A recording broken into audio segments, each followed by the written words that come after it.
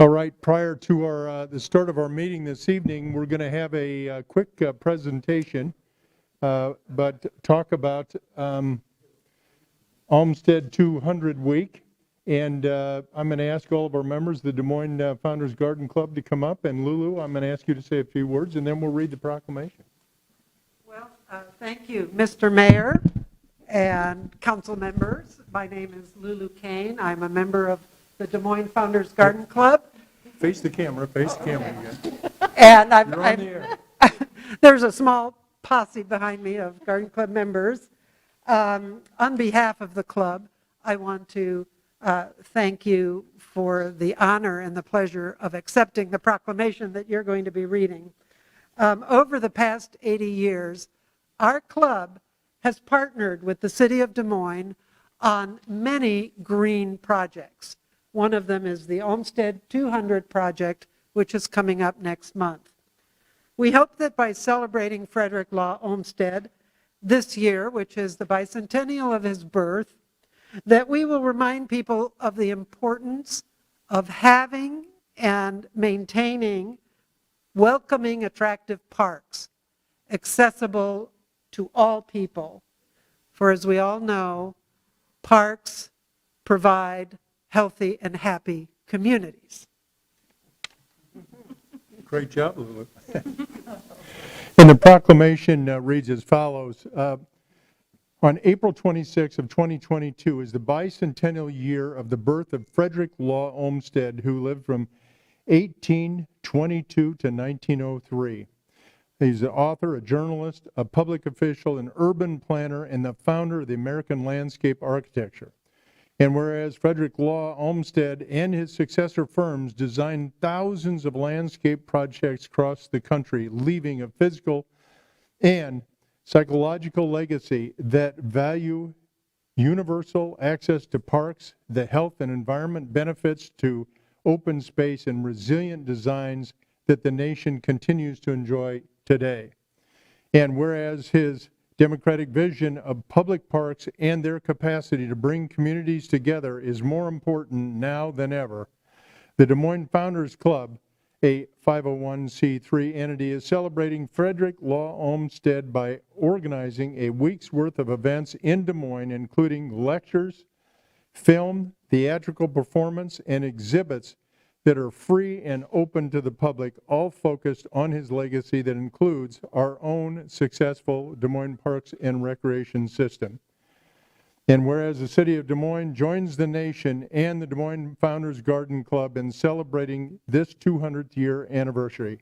Now I, the mayor of the city of Des Moines, on behalf of the city council and the residents of Des Moines, do hereby proclaim the week of March 26th to April 1st, 2022 as Olmsted 200 Week, and I urge everyone to celebrate the successful Des Moines Parks and Recreation system as well as the enduring legacy of Frederick Law Olmsted by bringing attention to the beauty and necessity of our own public green spaces and the benefits they provide. So you guys, thank you so much. And not only to this group, but let's give a hand to the parks. Absolutely. Come on up. Can I take it? Yep. Here, let's all kind of gather around. We're going to get a good. I'll get back to this. I don't need to be. I can get in the middle and somebody reach out like they're grabbing it and we'll. Okay. Thank you. All right. Thank you so much. We'll be starting our meeting in just a minute. You bet. Thank you.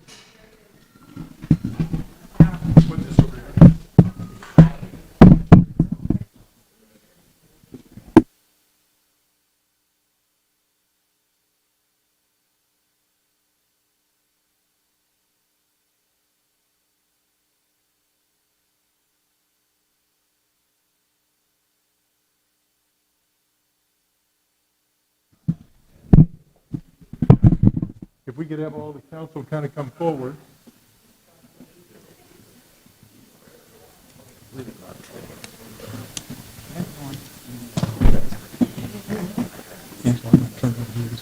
Yep. Okay. Another real special moment annually that we do. The City of Des Moines has a great relationship with Polk County. We work together on so many different projects, and we continue to look forward to doing that as time goes on. But we have a very special presentation, and with that, I'm going to bring up Angela Connolly to kind of fill us in on it. Angela. Thanks, Mayor. Well, every year we love coming here and producing and this is our largest check Julie has. I'm honored to be here with Julie Stewart from Prairie Meadows. We have done a joint venture for several years as Polk County and Prairie Meadows are true community partners. And this year, our check is over $7 million that we are giving to the City of Des Moines. And we know that they've had a long history of giving and producing better streets and bridges, and that's really what, for so many years, I think, what they've used the Prairie Meadows dollars for. So we're happy that they can fix a lot of streets and fix those potholes, I hope, and continue to do the great work that they do. So this is such a great partnership that we've had throughout the years with the City of Des Moines and Prairie Meadows. Julie, you want to say something? No, on behalf of Prairie Meadows Board of Director and Gary Palmer, it's a privilege that we have had one of our best years ever in 2021. And so therefore, with our great partnership with the City of Des Moines and Polk County Supervisors, we're here to present a check over $7.3 million.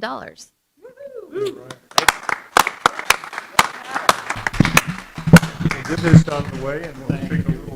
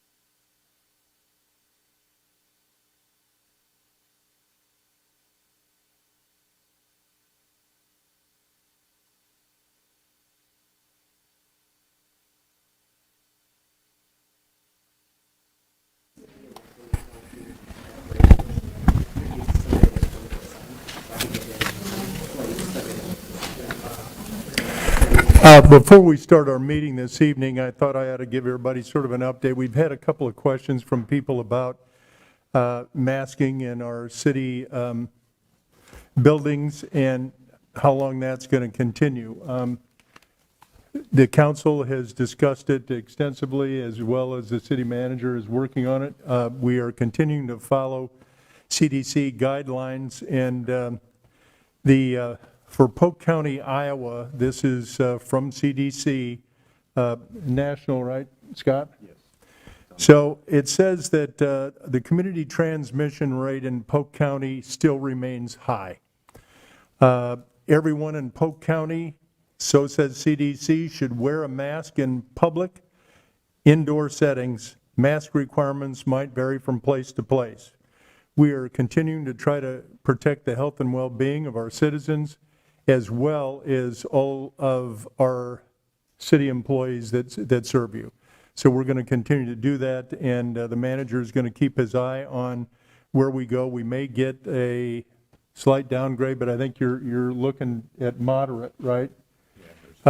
So we've got a couple of steps to go to get there. We're hopeful that the downturn is going to be quick, and but I will tell you personally that I've seen more people in the last 10 days that have not only come down with it, but have died from it than I have in a while, people that I know. So any rate, I just, let's hope it at least broadly across this county and this city, hopefully the infection rate goes down and the positivity rates go down, and we can look to returning to a different style of operating. But due to that increased high level, we're going to continue to implement our face mask covering requirement in our city buildings. And the requirement applies to both staff and our visiting public and includes the attendance at our city council meetings. And we'll update you when that changes. And again, if you don't have a mask, we're happy to provide one for you. Public is also hereby notified the City Council will not tolerate disruption of its business meetings. Persons wishing to attend this meeting are reminded of the following. We welcome germane comments from the public at the appropriate time, but this is a council business meeting and the council needs to conduct the people's business, and council has rules that are validly adopted under Iowa law, and those rules will be followed. Anyone engaging in disruptive conduct in the council chambers or the Great Hall will result those being disruptive being ordered to leave the building and being denied readmittance for the remainder of the day. No person will be permitted to stand in the council chamber or on the chairs during council sessions between audience seats or on them, and the council members except the persons addressing the council at the speaker's microphone and only after being recognized. All persons desiring to address the council may do so only when recognized, but the council reserves the right to limit the speaker's time and order in which the speakers may address the council. Under Section 2-70 of the City Code, it is illegal to interrupt any person who is addressing the council except by a council member, and it is illegal to disrupt the council meeting. Everyone in attendance has their First Amendment rights, and any disruptive conduct by one person or group impinges on the rights of others, so disruptive conduct will not be tolerated. With that, we'll start right up at 5 o'clock. We did have a proclamation with Olmsted, and what a great presentation we got from Polk County. So we'll be starting the meeting in about 2 minutes. Do you have any updates on working on a hybrid option, like a virtual option for the system that we get input? I know we're talking about that. We don't at this time.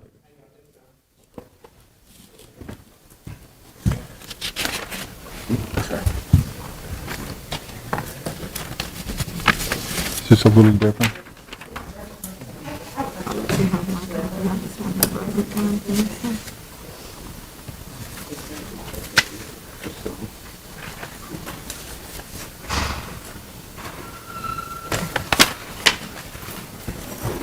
Are we working with disabilities? Yes, and we're always able to contact us.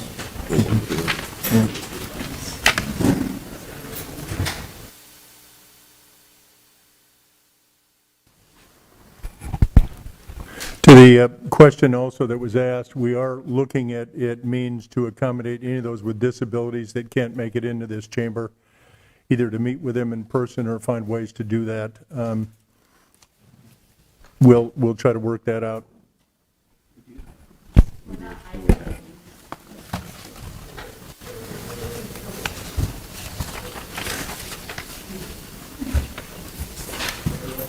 Can I grab it for a second? Yeah.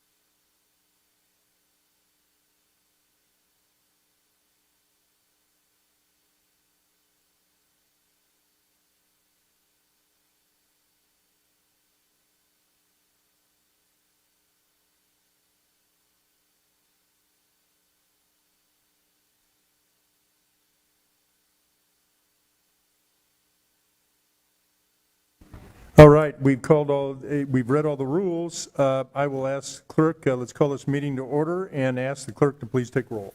County. Here. Boson. Here. Boss. Here. Shoemaker. Here. Westergaard. Here. Mandelbaum. Here. Gatto. Here. Your Honor, we have a quorum. Okay, item 2 is approving the agenda as presented and/or as amended. Let me quickly see. Item 4I was added. It's a bellhop, a new Class C liquor license. 29 was amended. Attached 28E agreement to the roll call. Item 32 was withdrawn. The owner is not served on that correctly. Item 32B was withdrawn, structure removed. Item 32 was withdrawn, 32D, work completed and renovation agreement. Regular items on 36 to 49, 37 is continued. The hearing continued until March 7th. Item 38B was added, a request to waive the second and third readings. 39 is continued. The hearing is continued until March 7th. 40 is continued. The hearing is continued until March 7th. So with those, are there any others, council? I'll move item 2, Your Honor. I'll second it. You okay with a voice vote on that? Yes, on that one, yes. All right. All in favor, say aye. Aye. Aye. Any opposition? Okay, the agenda is approved as amended.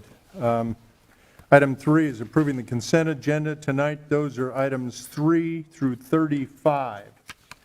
I will say that council member on 4C, Councilmember Gatto abstains. Item 5, I vote no. Item 12, Boson, Boss, and Shoemaker wish to speak. Item 12, Westergaard votes no. And item 30, Councilmember Shoemaker asks to speak. Council, anything else? Move item 3. I'll second it. It's been moved and seconded.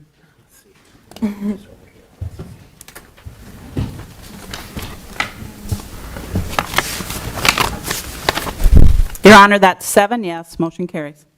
All right.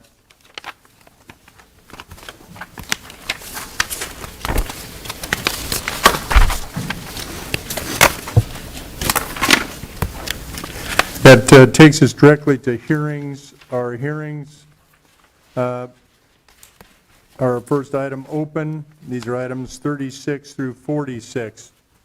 Again, for the hearing items this evening, we have 2 zoning items, which will not be continued. Those are items 38 and 41. We also have 1 vacation hearing, a couple of hearings to be continued in addition, which there will be no public comment until the hearings commence at that later date, and several public improvement hearings. As a reminder, for the zoning items only, we will, which will not be continued this evening, are item 38 and 41. We will hear from the parties in interest first and then from the general public. The parties in interest for the zoning items include only the applicant for the rezoning and those persons living within 250 feet of the property to be rezoned to whom the city has sent notices. After all the parties in interest have commented, we will then open it up to any member of the public for germane comments.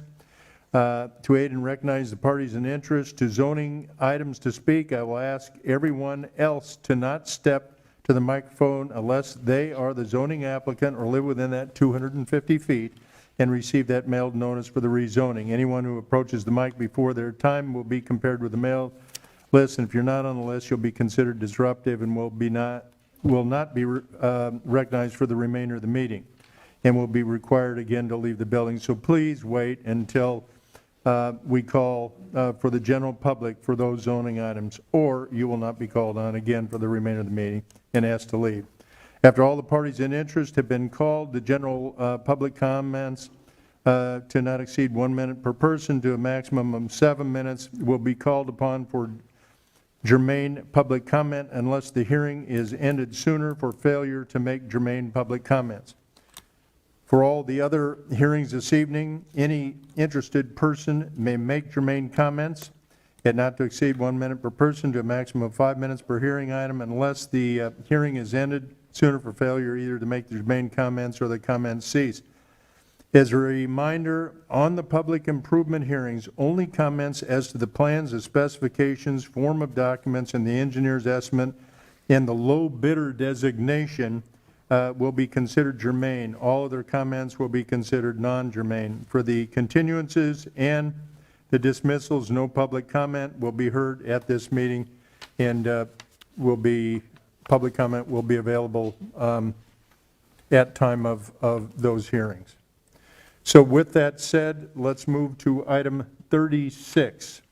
Item 36 is to correct the vacation of a portion of Southeast 3rd Street right-of-way located north of East Market Street and south of vacated East Vine Street as part of the Market District redevelopment project. A is the first consideration of the ordinance above. And council, any comment? If not, we'll open it up for germane comments from the general public on this item. Again, the portion of Southeast 3rd Street right-of-way. Seeing none, Mr. Mayor, I'm happy to move item 36 and 36A. And pursuant to Rule 42A, I'll move to waive the second and third reading. I'll second that. All right, it's been moved and seconded. Ask everybody to vote. Your Honor, that's 7 yes, motion carries. 37 is a continuance of the hearing on the vacation of a portion of Birdland Park and conveyance to the Des Moines Metropolitan Wastewater Reclamation Authority, WRA, for the WRA Birdland Pump Station Replacement Project. This item is continued to March 7th. So we need a motion and a second, and that we will hear again on March 7th. I will move to continue item 37. Okay, it's been moved and seconded. I'll ask everybody to vote on this one.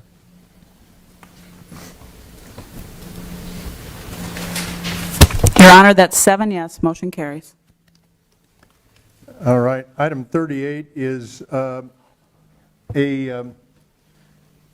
zoning item. It's on a request from Christensen Development LLC to amend Plan DSM, creating our tomorrow future land use designation of property located at 600 East 14th Street from public, semi-public to community mixed use, and to rezone the property from P2, public civic and institutional district, to MX3, mixed use district, to allow the development of a convenience store with fueling stations. And A under that is the first consideration of the ordinance above, and B is the final consideration of the ordinance above. The waiver is requested by Jake Christensen, who's the manager, and it requires 6 votes. So first, are there any parties in interest in the audience this evening? Either the applicant themselves? Are you representing the applicant? Yes, sir. Step forward, please. Give us your name. You can. The guy over there.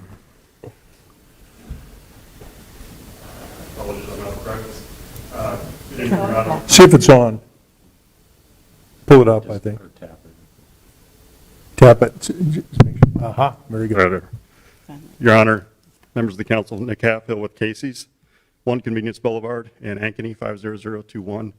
Here on behalf of Casey's as the potential land purchaser, Christensen Development as the landowner. Here to answer any questions you might have on the rezoning. We've been working on this a while and looking forward to a good project. All right. Anybody have any questions? Don't see any. Thank you. Any other parties in interest? Those within 250 feet of the property to be rezoned? Anybody want to speak on this item? Mayor, I see none. I'll move 38A and B. All right. 38A and B have been moved and seconded. Your Honor, who seconded that? Carl did. Carl. Okay, thank you. I don't think they've heard the call for public comment. Okay. I think there's a confusing. Okay. All right. Is there anyone to make up public comment? Oh, is it? I didn't know it was back in. You can do it. Go ahead. My name is Natalie Harward from Ward 1. I have a couple issues with this. First of all, Casey's PAC is a donor to Josh Mandelbaum, $2,000. Christensen Development has given Joe Bagato $1,000 once and $1,000 at another time.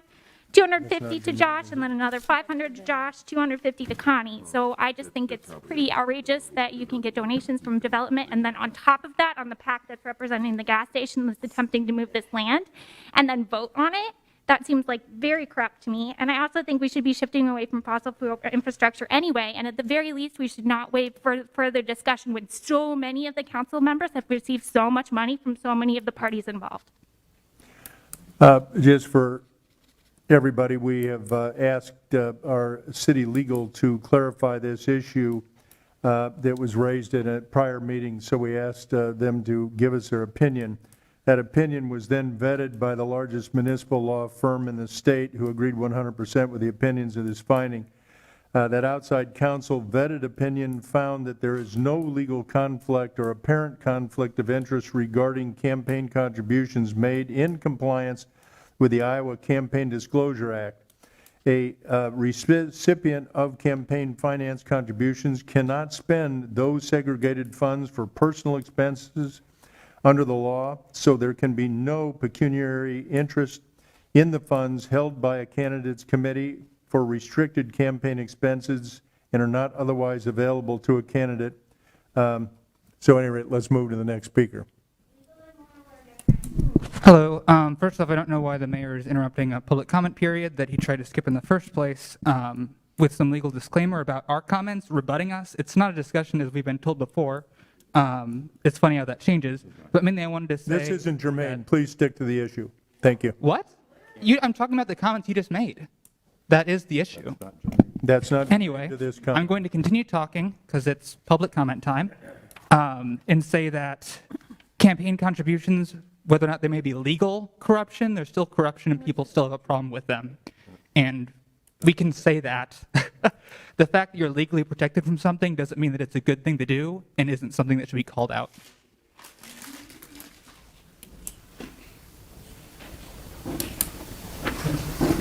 All right, seeing no others, we have a motion and a second on 38 and 38A and B.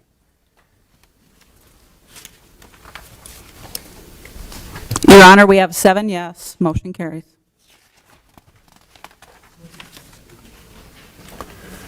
39, again, is continuing the hearing on a request from the Oaks on Fluor LLC to amend Plan DSM, creating our tomorrow future land use designation for property located at 3010 Fluor Drive and 3020 Fluor Drive from low-density residential to medium-density residential to rezone from NA3 neighborhood district to a limited NX1 neighborhood district to allow development of approximately 14 row house dwelling units.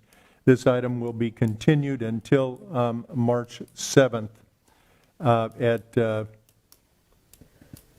that meeting, March 7, 2022. So if we could have a motion on and a second on continuing. Yeah, and Mr. Mayor, I believe the applicant is interested in continuing this until March 21st, 2022.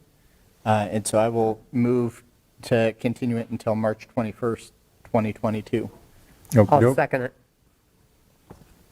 All right. Motion now is continue until March 21st of 2022. Your Honor, that's 7 yes. Motion carries.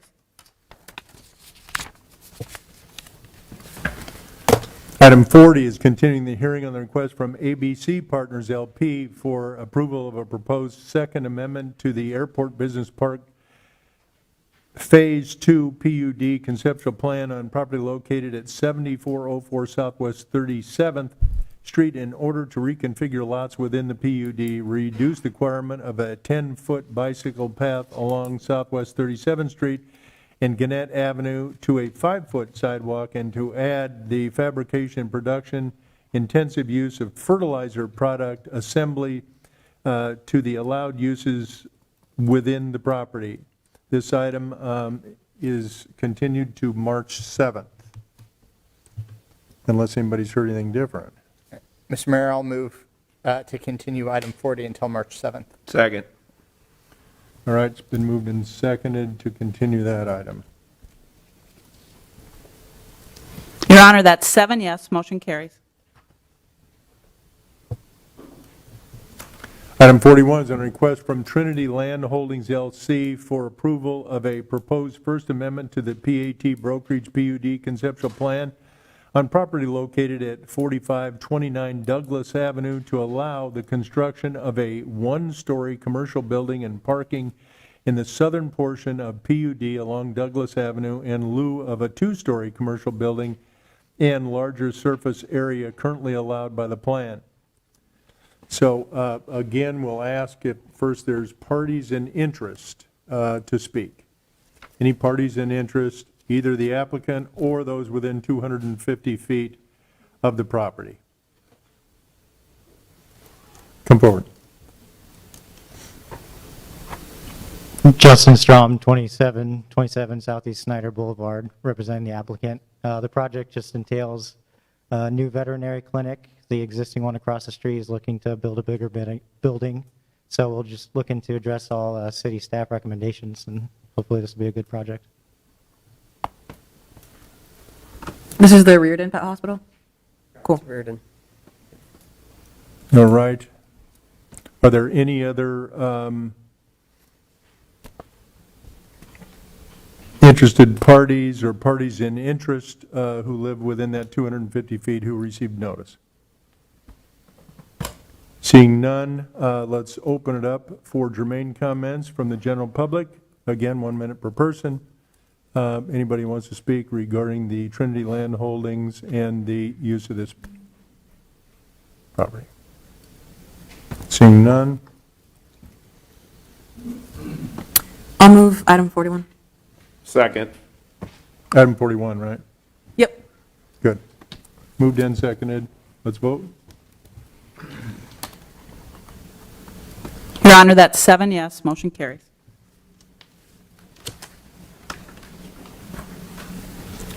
Item 42 is on the 9th and Locust Street Parking Garage Skywalk and HVAC improvements. Resolution approving the plan, specifications, form of contract documents, engineer's estimate, and receive and file bids, and designating the lowest responsible bidder as Newman Brothers, Inc. Michael Simpson is the president, $1,165,000. Council Communication Number 22-055. A is approval of the contract and the bond and permission to sublet. We will open this up and see if there's any members of the public who would like to make germane comments on the plan specifications, form of contract documents, and the engineer's estimate or the low bidder. Good evening. Hi, my name is Carol Maher. I live in Ward 3, zip code 50312. This work unfortunately came in 37% over the engineering estimate, which I understand in these times is probably going to happen.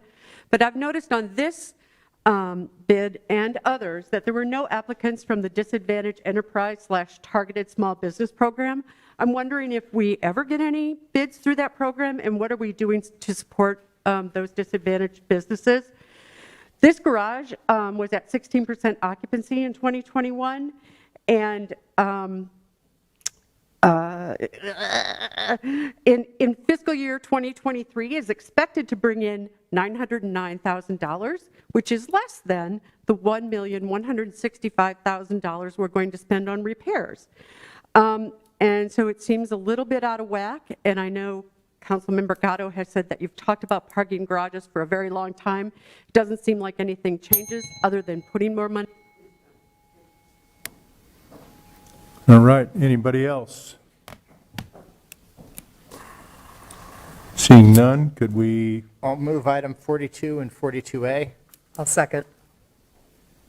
All right, item 42 and 40A have been moved and seconded. Oops. Reset. Can I please request that we don't turn the microphone off, even if someone's over their time? It's just like an accessibility issue. We can say like your time is up and things like that, but like turning the microphone off means anybody who's watching doesn't get to hear the end of the comments the same way that everyone in the room does. It's just like inequitable. Well, we've set the rules on the length of time, and so I have asked, and some people are very good at using their time. It's just a matter of the microphone turning off. Because when I was like listening to it over the phone, like I couldn't hear the end of comments. And it's like even if someone's like finishing up their sentence, like it makes it really difficult for people to know what's going on in the room when people in the room can't hear it. Okay, let's move on to item 43. Item 43 is on the Observatory Road reconstruction from Polk Boulevard to parking lot. The resolution approving the plan specifications, form of contract documents, engineer's estimate, receive and file the bids, and designating the lowest responsible bidder is Inroads LLC. Joseph J. Manette is the CEO. $469,655.55. Council Communication number 22-061. A is approval of the contract and bond and permission to sublet. Again, the general public can make comments to the plan, the specifications, form of the documents, and the engineer's estimate, or the low bidder designation, and those are the comments that are going to be considered germane. We'll ask that anybody who would like to make a comment to step up now, and we'll allow 1 minute per person and 5 minutes maximum.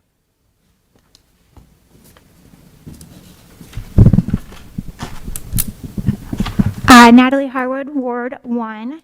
So I know that you have had a separate attorney's office look into it and don't think it's a problem, but I'm not talking about the legal issue. I'm talking about the moral issue, which is that the Manette family is a donor to Connie.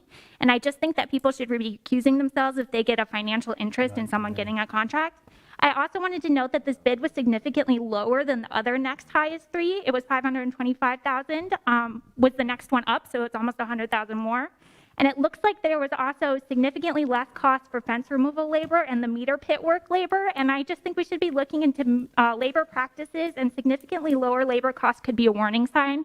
I also looked into this particular company, and they offer very, very little PTO. And I'm just really concerned about whether we are looking into the morality of the businesses that we're working with as well. And like those lower costs could mean that they are shorting their labor staff.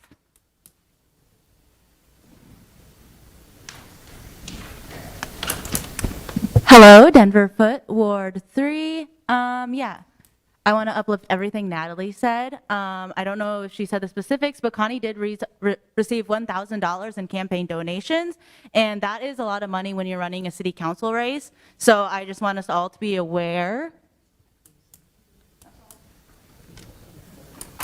Not your name. I'll move item 43 and 43A. Second.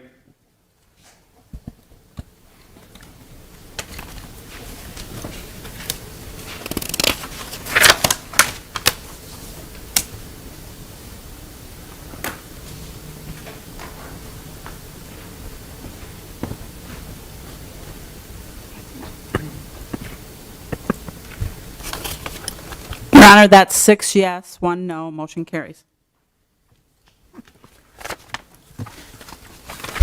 All right, item 44. This is on the Neil Smith Trail Rehabilitation, Euclid Avenue to Sailor Creek Bridge. Resolution approving the plan, specifications, form of contract documents, engineer's estimate, and receive and file the bids, and designating the lowest responsible bidder as OMG Midwest, Inc., doing business as Asphalt and Paving. Kevin Bragg is the president, $820,466.50. Council Communication number 22-060. A is approval of the contract and the bond and permission to sublet. I'll ask the general public to may make comments on the plan, specifications, form of documents, the engineer's estimate, or the low bidder designation, and those are the comments that are considered germane. Go ahead. I'm back. Carol Maher, Ward 3, zip code 50312. This project includes $4,000 in a fog sealing application, which is really fantastic because it facilitates safer trails in the colder months, which I've wiped out 3 times so far this winter on the trails, only one in Des Moines. But this fog sealant really helps, and I think we should accelerate the use of this product. It's very cheap in our trails, and encourage clearing of snow on our trails, not only here, but throughout the metro. We should be a leader on that. But thank you for supporting this project. Natalie Harwood, Ward 1. I also support this project, and I want to highlight that this particular contractor is actually really good, and it's really simple to look into the background of the ethics of these contractors. OMG Midwest used 30% of its new roads with recycled asphalt shingles. It offers LEED certification, and their local recycle yard accepts broken asphalt for free. Employee reviews online state they prioritize safety. Maybe we could use some kind of point system so that we're able to take these ethics things into account, while also understanding that we need to save the city money. So I support this project, and I think this is an example of a good contractor. I would move item 44 and 44A. I'll second it. I wanted to ask a question. Just do we clear snow on trails usually? We do? Okay. How often do we use the fog sealant? I'd have to check on that. Is it just like a newer thing maybe? It is. Okay. You would know. Yeah. Thank you. Your Honor, that's 7 yes, motion carries. Item 45 is dismissing the hearing on the Nahas Pool painting improvements due to no bids being received on the project. Council Communication number 22-058. I'll move item 45. Second. All right, it's been moved and seconded.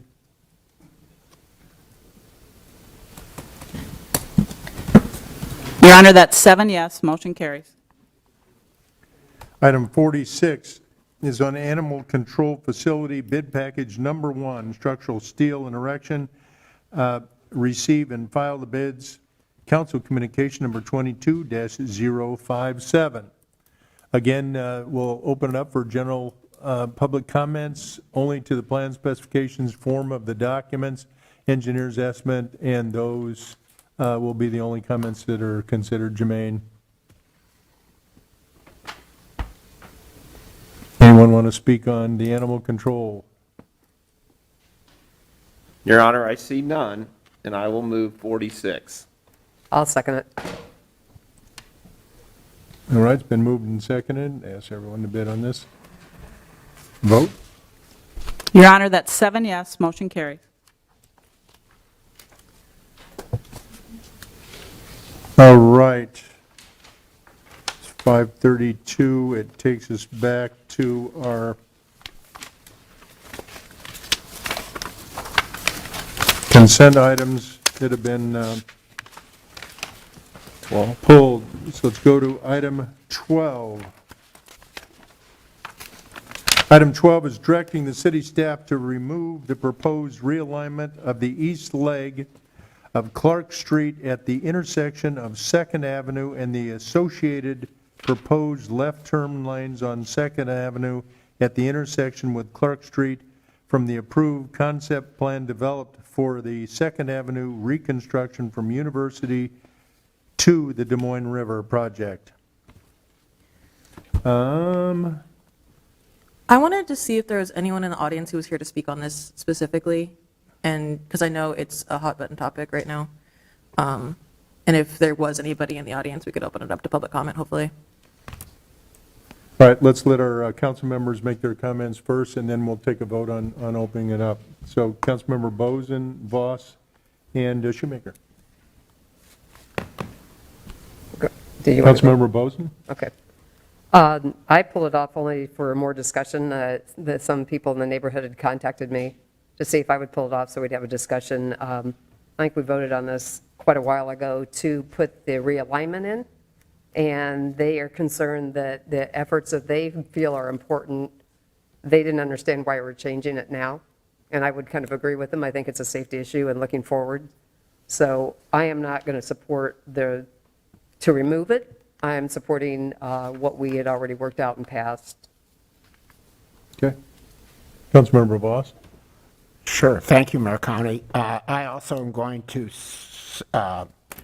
support the original plan that went through about 2 years of public meetings, and we had support of the Riverbend Neighborhood Association, also support from businesses in the Central Place district. I think it's a good plan. It adds safety, and because of the left turn lanes that the realignment allows, it's going to be easier for vehicles to get out onto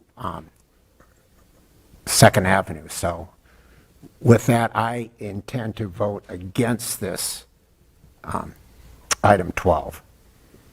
Okay. Councilmember Shoemaker. So this is something that I just kind of wanted more clarification on. It looks like with the traffic estimates from city staff that like there wasn't like a high necessity to do this. And I guess my concern is that we are asking essentially to knock down the bus station. We are asking, we're gonna have to like intersect with Planned Parenthood's building, which means like knocking down like half of their warehouse that's there. And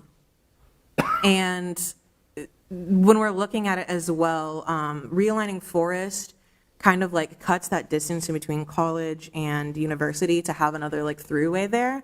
And so the necessity for this is something that I am not really understanding. I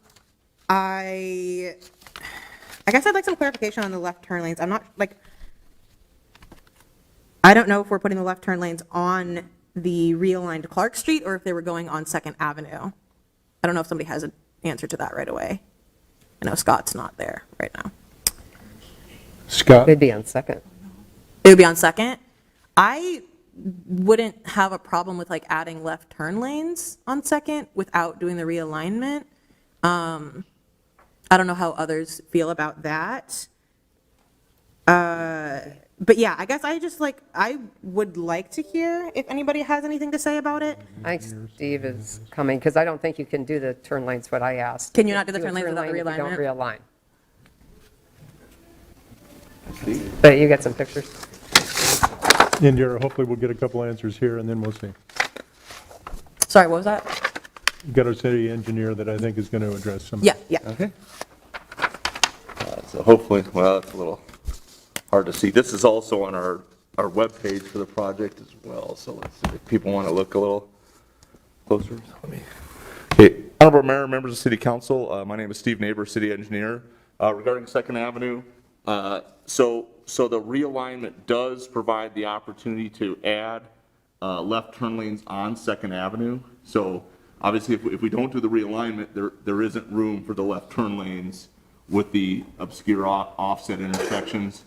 You know, and there is a history. There is some crashes. I've checked a couple of data sets. The last 5 years, for example, there's been 33 crashes at this intersection, and a number of those could be correctable due to adding the left turn lanes. Is that a lot, Steve? I mean, it seems like a lot to me, but I mean, it is. Yes, compared to other intersections on Second Avenue is comparable? It's not like one of the top crash sites of the state. Generally, I think when we look at we try and break it down into crashes per million vehicles.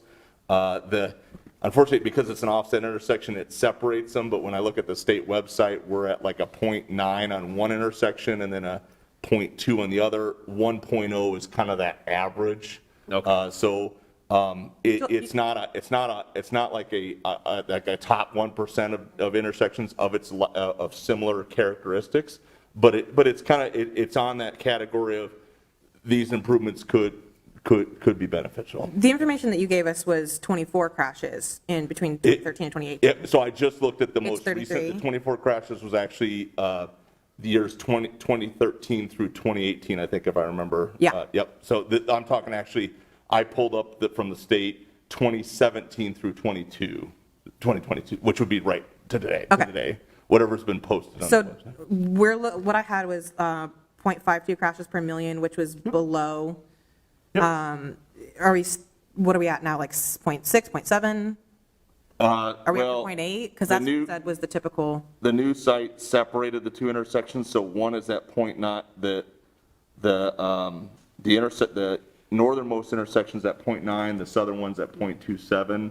But the 2013 to 2015 data, they had it lumped together and it was a 0.52. And again, that 1.0 is that where it tips the scale into being one of the top percent for crash locations in the state for similar intersections. So this one is what they would call now tier 2. Tier 1 is again what they show in red as the top crash sites in the state. Tier 2 is shown as improvements could benefit the intersection. Tier 3 is where the intersection is performing better than similar intersections. So this one's in that middle tier. I'm sorry, the northern leg is in that middle tier. So Was Forest in the tier 1?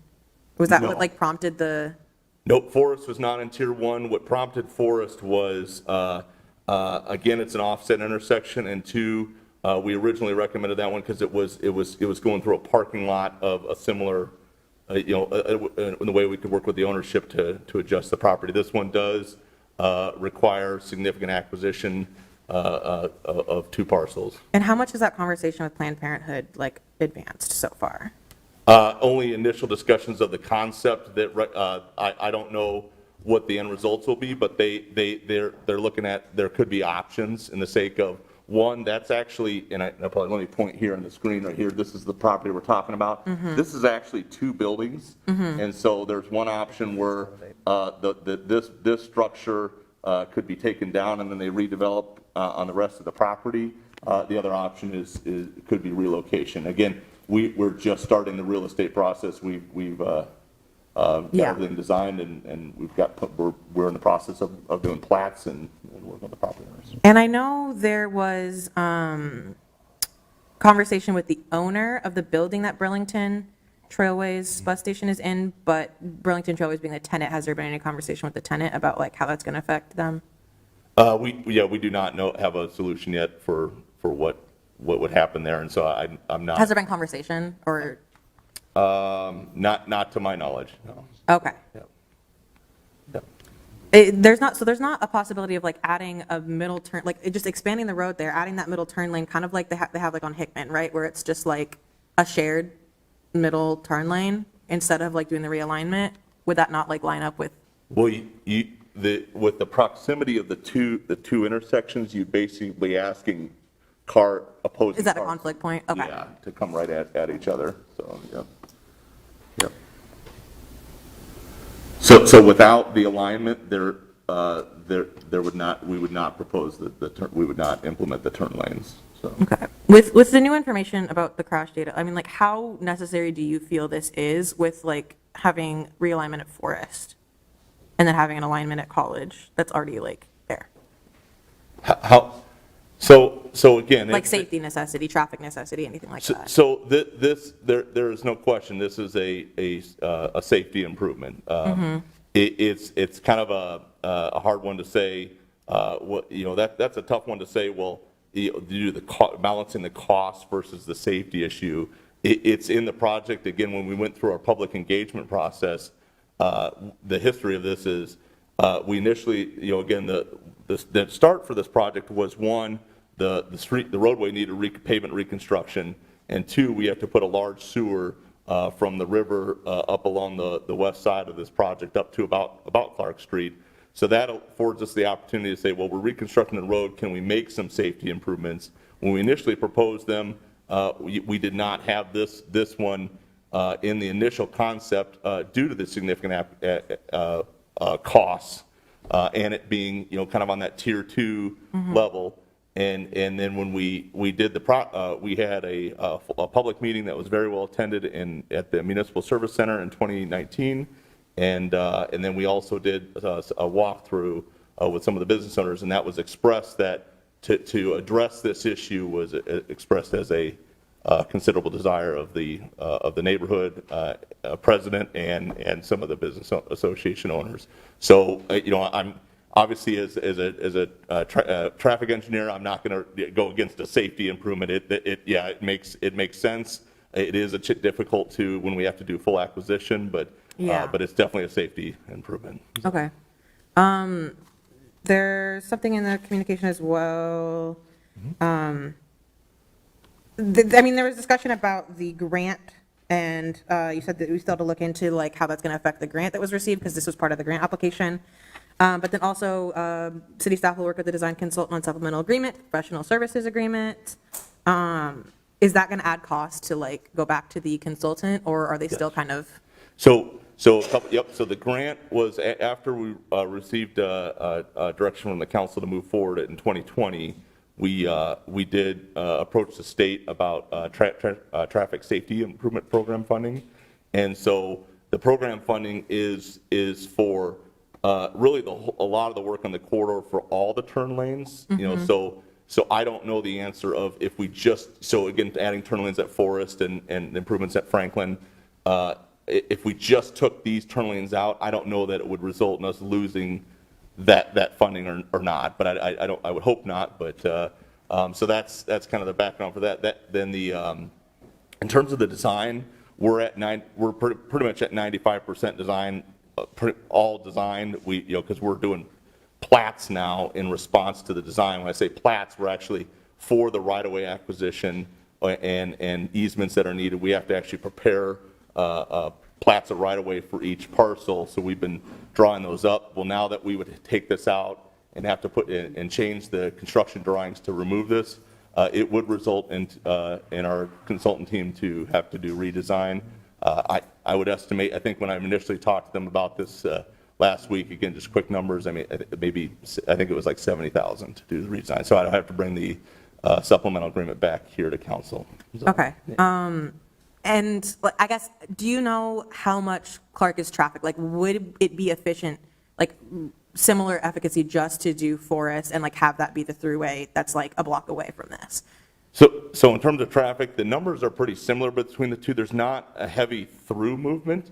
Right. Really what we'd be the addressing for this is literally the left turning from Second onto the side street. So there is not actually much of a through movement here. And I apologize, I don't have the exact numbers with me what the volumes are, but they're not, again, they're not, they're not having enough volumes to warrant, say, a traffic signal here. Okay. I can tell you that much, but there's not a heavy through movement. The issue is that the left turn lanes allow for is just the trying to address the crash types that have happened here. So. Okay. And there's no way to like, I know I kind of already asked this, but there's no way to like offset the turn lane. So like you pull in to turn left going east like a little bit later than you would pull in to turn left going, like, you know what I'm saying? Like they would be on opposite sides. Just, like, is there room in the distance between the? There would not be. There would not be room okay. between the, yeah, they'd be literally in the same space, I guess would put it that way. Okay. But there's a possibility that like going to Forest instead would be effective. You're saying if we maybe like restricted or close the east leg of Clark Street so you couldn't turn? I guess I just mean like the way that people would end up using it. Like with Forest being a block away, like not having a realigned Clark, like Forest would be the place that you would turn because it was like, because we would realign Forest. A cleaner, because that intersection would be aligned. And it's hard to say that I think we still would have, as long as there's full access, people utilizing the intersection. So it's hard to say that traffic would divert south and go around a couple blocks just if it's a better, because the intersection's aligned. So I want to know if there's any other like thoughts from council on this. I think one thing was brought up, about the bus being at that location. It's also a location where there's no other public transportation. They've seen people walk up Clark to get to 6th Avenue because that's where the DART. I would hope that we would possibly even get a better facility or a better location that would be more accessible to lodging and to when you're coming in from on a bus, for maybe looking at that too. But I think the overall concern was that, is for the safety in the future, like, this road hasn't been redone in how many years?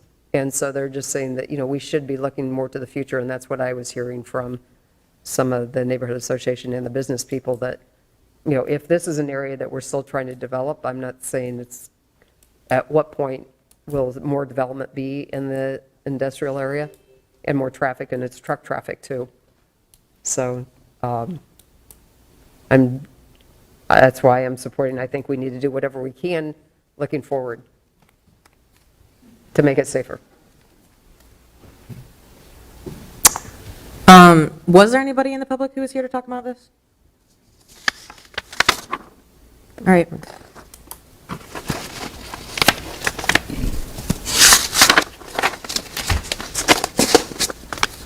All right, do we have a motion?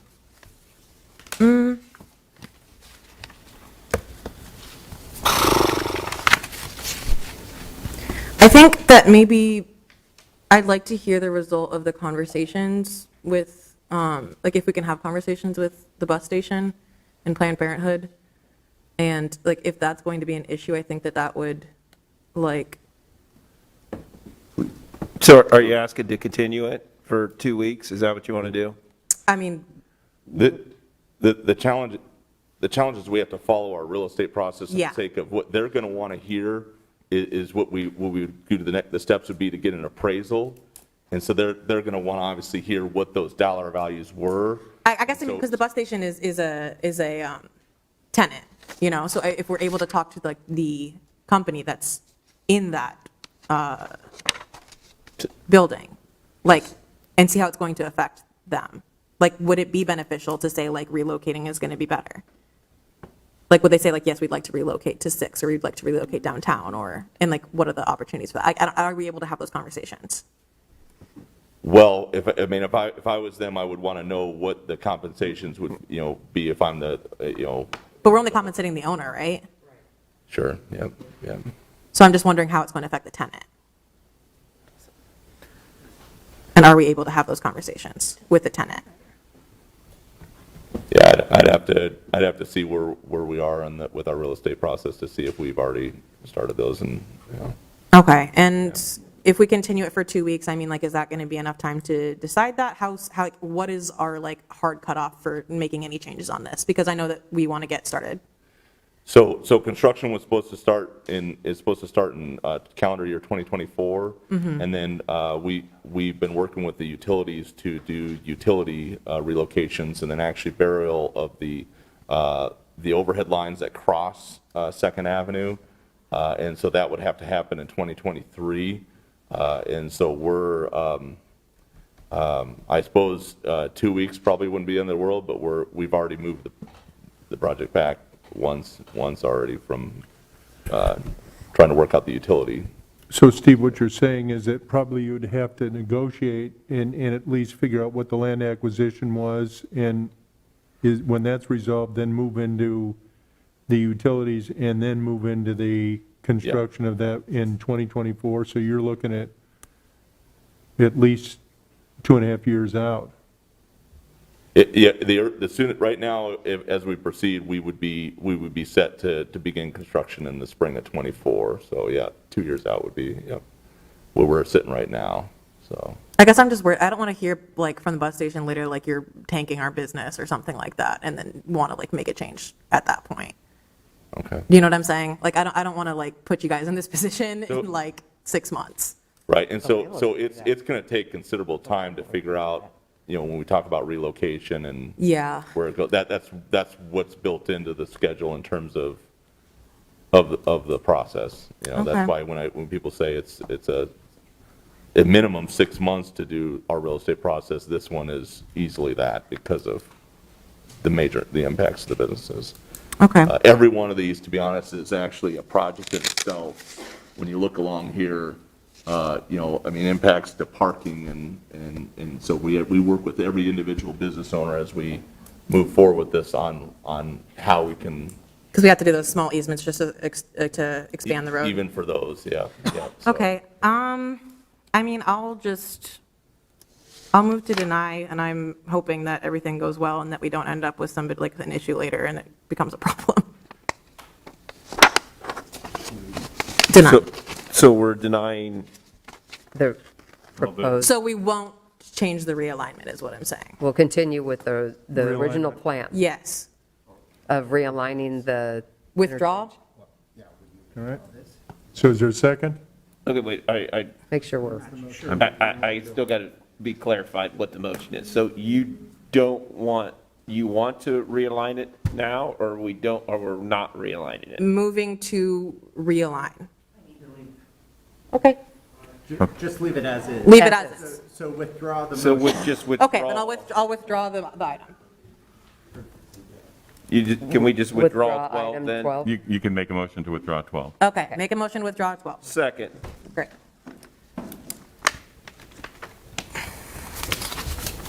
Thank you for all that information. That was very helpful. Thank you so much, thank you. 7 yes, motion carries.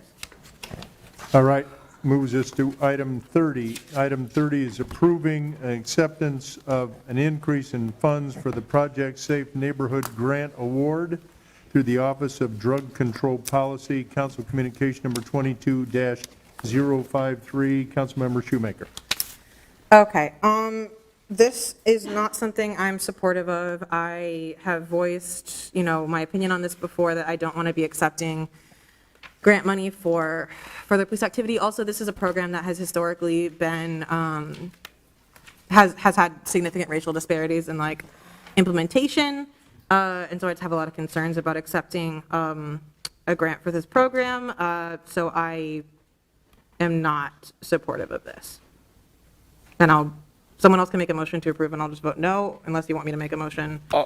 I'll move item 30, Cool. Your Honor. Okay, item 30 has been moved and seconded.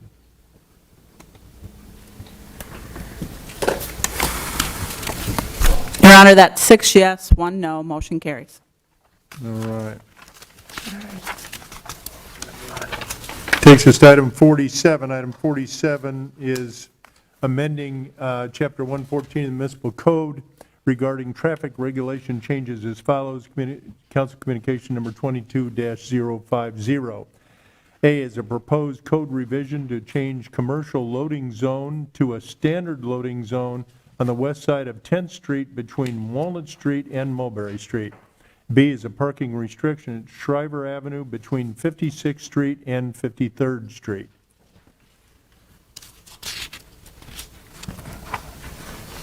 Mr. Mayor, I'll move item 47, 47A and B.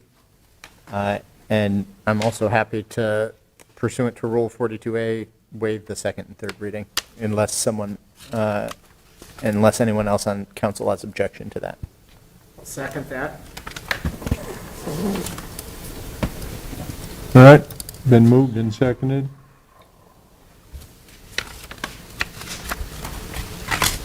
Linda? Your Honor, that's 7 yes, motion carries.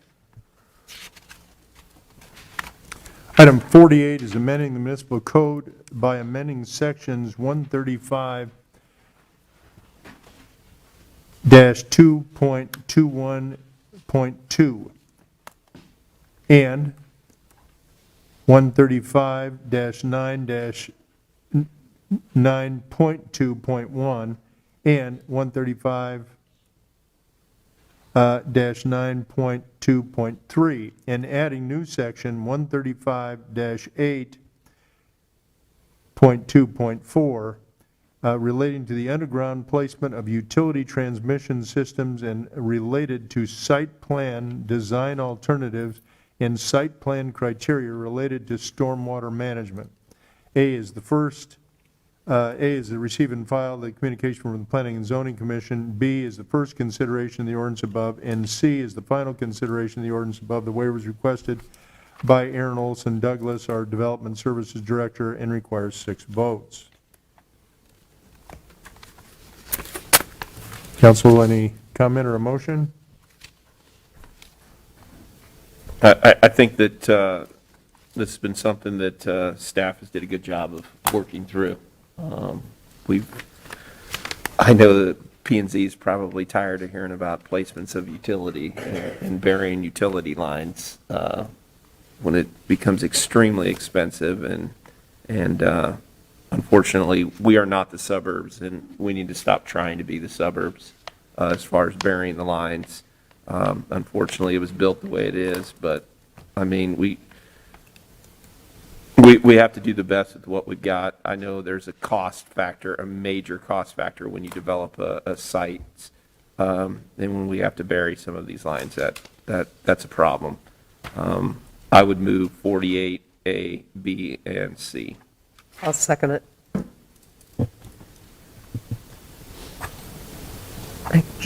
Just a point of clarification, this is for the rehabilitation. This doesn't change things for new construction, right? Correct, and it's an option, Right. not a requirement. Right. Okay.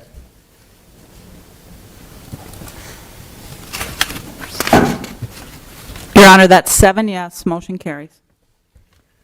All right, that brings us to our communications and reports.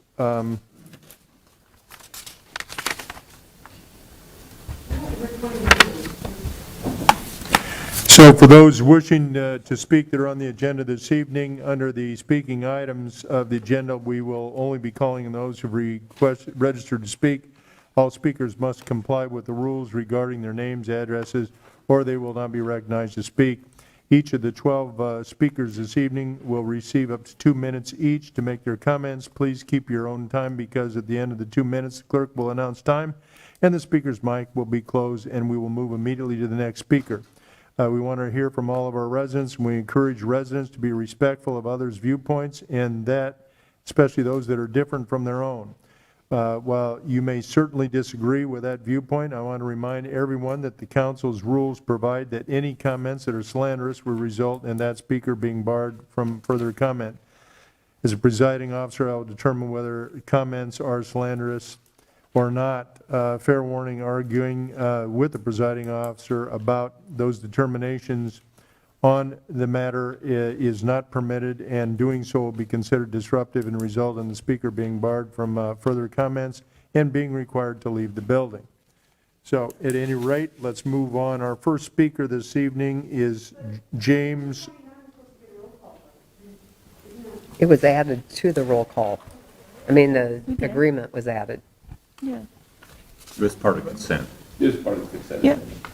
Treated as part of the consent. It was part of consent.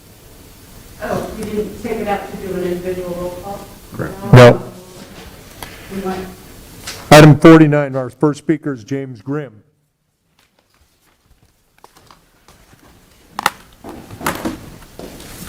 Hello, James Grimm, Ward 1. And have you guys ever read The Emperor's New Clothes? It's a really good book. I think you guys ought to read that. But thank you for allowing me to address Your Majesty in this little court.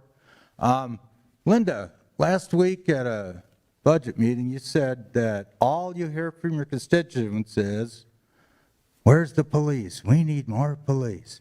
But that's not all you hear from your constituents, because I know myself and dozens of other people have told you just the opposite. So I don't know where you got that. You just make that up. But, you know, this is a problem here that we have. I'm sure you've all seen the video of 3 Des Moines police officers down at Court Avenue committing an armed robbery on video. Not one of you has said a word about it. But the minute somebody calls you a dirty word, you want to cry about it? I mean, seriously? You don't care about police officers assaulting people. You people say, oh, we support that. I mean, what's up with that? And then you're all, oh, well, we're going to vigorously defend these. And then you settle it so that those officers never have to testify in court. Nobody has to see the videos. Is that right?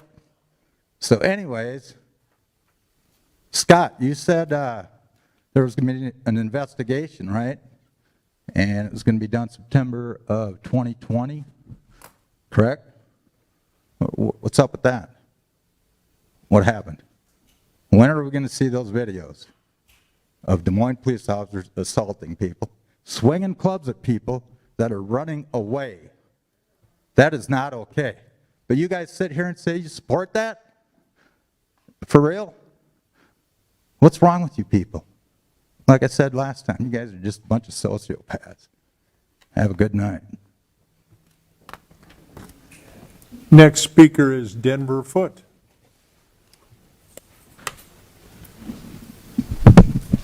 Denver Foote, she, her pronouns, Ward 3, 4216 Ingersoll Avenue. I forgot to bring it up, but People's Town Hall just released a newsletter controlling our own narrative when we're also having an event on March 2nd to help our communities thrive because it's not happening here in the chambers. I grew up in Clear Lake, Iowa, a small fishing tourist town. Clear Lake is a white majority community, somewhere that if your parents didn't own a business or if you weren't an athletic student, you didn't matter. Your voice had no value. I grew up in a working poor family, and being that my parents were second-generation immigrants, they received racial targeting by my community and by the local police department. My father was a victim of pretextual stops, and I was the victim of racism within my classrooms. I grew up with a dream to become a hairdresser, but after my mom passed away when I was 17, and shortly after my dad moved to Virginia, I felt like my dreams were inaccessible. I felt this weight on my shoulders from the system that is built to work against me and families like mine. 3 years ago, I moved to Des Moines to accomplish my dreams of becoming a cosmetologist. I moved to Des Moines with high hopes of experiencing diversity I had never had before. I moved to Des Moines with the hope that my future would be brighter. But I was met with something much more sinister, things that my younger self would never think I would experience. Brutality at the hands of police officers, marginalized folks being pushed further to the sidelines, their voices shut down, their actions and cries for help silenced. That is why I keep showing up to council meetings. I know what it feels like to be silenced, to be hurt, and to be forgotten. We need transformative social justice, and we need transparency, accountability, and better care systems within our communities. We are done picking up the crumbs, and we will work hard to replace this system of authoritarianism and its oppression that has been put into place. Abby Banks.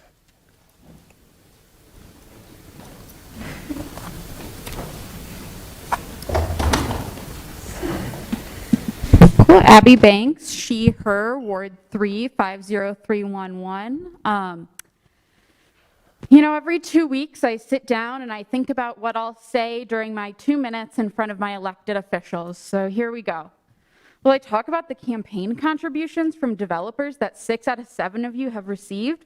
I fully understand that correlation is not causation and that this is technically legal, but I don't think it takes a world-renowned political scientist or legal scholar to find it sketchy as hell that y'all are wasting everyone's time by conducting half-assed bidding processes when you know good and well that you're just gonna go to the first person who sweetens the deal with some dirty money for you. You're not Tony Soprano. Sit down. Will I talk about how inaccessible these meetings are? I have a lot of free time personally to dedicate to signing up to speak at one of these meetings, but that is not the case for everybody. You purposely make participating in these meetings as difficult as possible. If you're immunocompromised, sucks for you, no virtual option. If you use a mobility aid or need water or food, good luck getting through the military-grade mall cops down at the doors. It's disgusting. Off the top of my head, other topics I could cover are blatant hostility to Councilmember Shoemaker and literally any other dissenting voice, lack of basic human regard for our neighbors who you have their blood on your hands. I know you won't listen. I know this because I've been attending these meetings for close to 2 years. I was at the last meeting before we went virtual. So I know I'm not talking to you because talking to a brick wall would be more productive, but people are listening even if you're not. So we're gonna keep talking to literally anyone and everyone who will listen until there are so many people here that you can't ignore us anymore. Each and every one of you are going to lose your jobs, except for Indira, or resign in disgrace, and I will see that through. So congratulations, you've got me hostage for another couple of years until I get all you motherfuckers out of here. Adam Callanan. Hello, my name is Adam Callanan. I use he, him pronouns. I live in Ward 3, 50309. I love the city and I want it to be a better place, and that's part of the reason why People's Town Hall is holding a virtual community call to help our communities thrive on March 2nd at 7 p.m. We also put out a newsletter today. These are just some ways that we're trying to work beyond city government to help build up our communities. Both of these things are available for more information on our website, dsmpeoplestownhall.com. Some things on the agenda that weren't allowed to be publicly commented on. This meeting on the consent agenda. The city waived a $40,000 fee for a developer related to a council member and accepted applications for late tax abatements worth millions of dollars. Kind of just no questions asked, even though they're late. We're going to give these people millions of dollars in tax abatements. Some of this grace might be warranted. I don't think these things are necessarily bad. I don't like that we can't comment or ask questions on it because we can't figure out if it's warranted. But we're in a pandemic, and we're seeing that this kind of grace is being granted to, developers, tax abatements, all these different people that frankly do have money already. And that kind of grace is not being granted to community fridges, houseless camps, nuisance abatement properties, pet license fees, parking tickets, or generally anything that impacts working people. The grace is very, very one-sided. I also wanted to talk about the accessibility issues, as many other people have. It's now February 2022, and we still have high transmission of COVID, yet we still do not have virtual meetings, which we've been asking for months. And most people asking for these can't come here to ask for them because that is the problem, that there isn't virtual meetings. City Hall is also inaccessible beyond COVID things. For instance, in order to use the elevators, members of the public have to ask to be escorted by security. I can tell you that as a person that doesn't need to use an elevator, I don't have to ask for security and escort to walk the building. It's just a bizarre barrier that I've noticed. The mayor also constantly has private conversations during public meetings, for instance, with legal counsel, but also happens with other council members. Comments made by the city during public meeting, as far as I'm aware, are public and should be said into the microphone. It's an open meeting issue to me, but also an accessibility issue. Natalie Harwood. Natalie Harwood, Ward 1. According to Eat Greater Des Moines, Iowa grocers and convenience stores only rescue 1/4 of the perfectly edible food they can no longer sell. This equals 16,500 meals that we waste every day. Food waste causes 11% of our greenhouse gas emissions. 15.7% of children in Polk County aren't sure where their next meal comes from. 55,000 people in our county don't have enough to eat. Des Moines should be a leader in the state and pass an ordinance banning grocery stores and convenience stores from throwing away edible and safe food. Austin, Texas is of a similar population size to Des Moines and has passed such an ordinance to great success. Furthermore, Des Moines is at an advantage to be a leader in this area because we already have the nonprofit and volunteer infrastructure to process food rescue from Greater Des Moines to our community fridges. Any ordinance should come in with some success or some investment, but to make it a success, but because of our community values, we'd be well suited to take advantage of that. I'm personally a weekly food rescue driver and would be overjoyed to take on more shifts if more food was coming in. I know how empty the fridge is when I do deliveries, and I know how quickly what I put in leaves the shelves. I've been very critical of council in the past, but I'm passionate about food security, and this could be a win-win-win for the entire community. In fact, this is something that Baradas has done for supportive housing campus in the past, so thank you, Joe. There is no reason why our local food vendors shouldn't be required to take the tiny extra step of contacting a food rescue organization if that means more of our citizens are full at night. It's best for our environment, our kids, and our community. Also, if you love this community like I do, join our event on March 2nd and also read our newsletter at dsmpeopletownhall.com. All of you are featured. Bridget Peterson.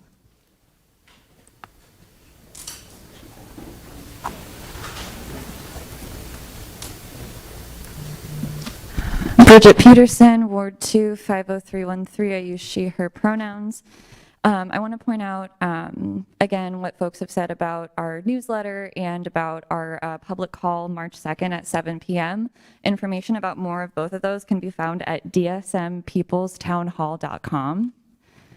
And now for my comments for tonight. At the beginning of this meeting, Frank spoke about how sad he is about COVID now that it's personally affected him. Frank, if you really cared about COVID, we would be meeting virtually right now, so I don't buy that you care. You've already proved, by the way you continue to rewrite the rules, that the rules are not meant to govern policy discussion in good faith. They are used as a means of control. These are, by definition, oppressive conditions.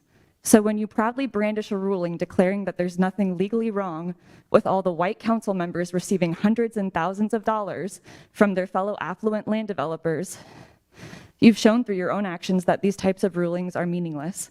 You can't stop us from saying that. Not only is it morally wrong, but Indira has proved that you can get elected without accepting all that money from developers. She did it. I know it's easy for you to look at me and just see one person, but know that I represent not only myself, but I proudly speak for both of my parents, my step-parents, my friends, my extended family, all of whom live in Ward 2. And I speak for all of my coworkers as well. A lot of them aren't lucky enough to be able to have the type of flexibility with their work schedules that I do. A lot of them can't be here at 4:45 on a Monday because they're either wrapping up their workday or they're just getting ready to go into work for the night or they're picking up their kids from daycare. But I speak for dozens of people who hate you more and more each week. I hope you think about that while you try and sleep tonight. Taylor Weber. Taylor Weber. All right. Carol Maher.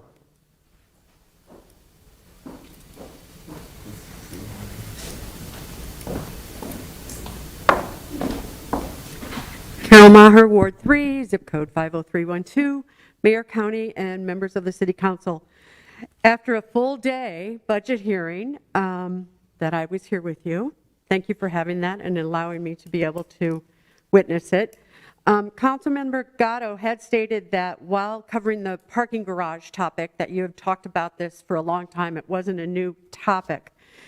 And I wonder to what end, because it seems like we've encouraged private investment in a garage that the city ended up buying back to create more inventory. I don't know if that was the strategy. But there was page after page of analysis provided by finance, thank you, and it painted a very ugly picture.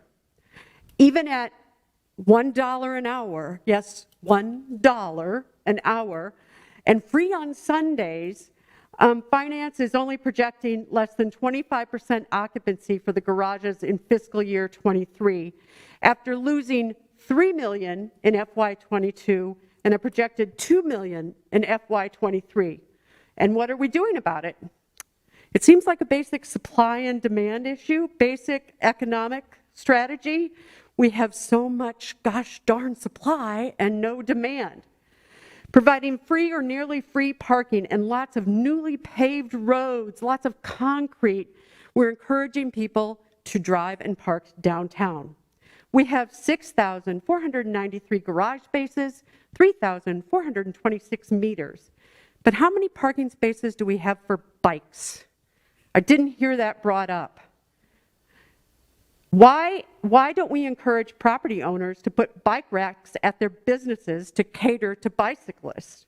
Or better yet, why doesn't the city put up free bike racks for free in the public right-of-way like the city I just visited this weekend, Omaha, Nebraska? Jolene Prescott. Hmm? She left. Yeah. If you've got pictures of some of your stuff, you could email it. I'd love to read it. I can type it. Carolyn Yelenaki Walker. Good afternoon. Carolyn Eulenhake Walker, Ward 3, also a member of the Des Moines Citizens Task Force on Sustainability.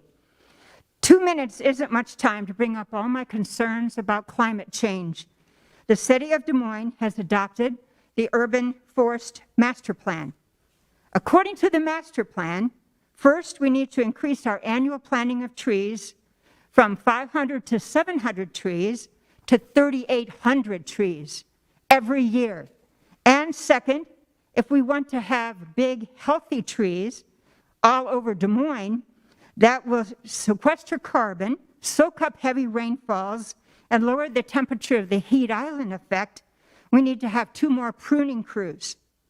So I would like to point out just a few important jobs that a tree does, or trees. First, 1 city block will have at least 9 times, sometimes less, runoff from extreme rain than a forested block. 2, the best carbon capture is forest capture, trees capturing the carbon. As the U.S. Forestry Service says, the U.S. annual emissions is saved 16%. And 3, trees lower our temperature in the hot days of summer up to 10 degrees. So it's really, really important. So in conclusion, I would propose raising the budget, which usually is around 200,000, 220,000, to 400,000, because the goal in the master plan is 1 million every year. So please think about that. Thank you.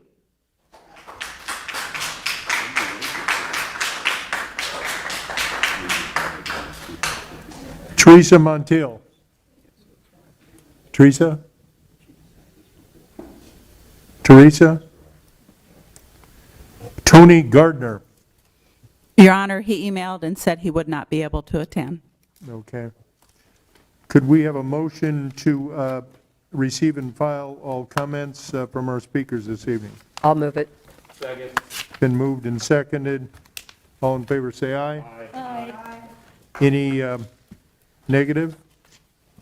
I'd like to look into if there's a possibility for increasing that budget for forestry. I think we already. That was part of just the last couple of days. Yeah. The two- Yeah, I think we already 250,000. Okay, cool, thank you. We actually increased it 500, right? Well, Scott? just recently, another 250. Yeah, another 250. See, All right, actually got- Scott? I'll catch you afterwards. It's actually 500,000, not 400. All right. It just. I want to thank you all for attending this evening, and Make a motion to adjourn? Second. it's been moved and seconded. All in favor, say aye. Aye. Any opposition? Hearing none, meeting's adjourned. Thank you all for attending.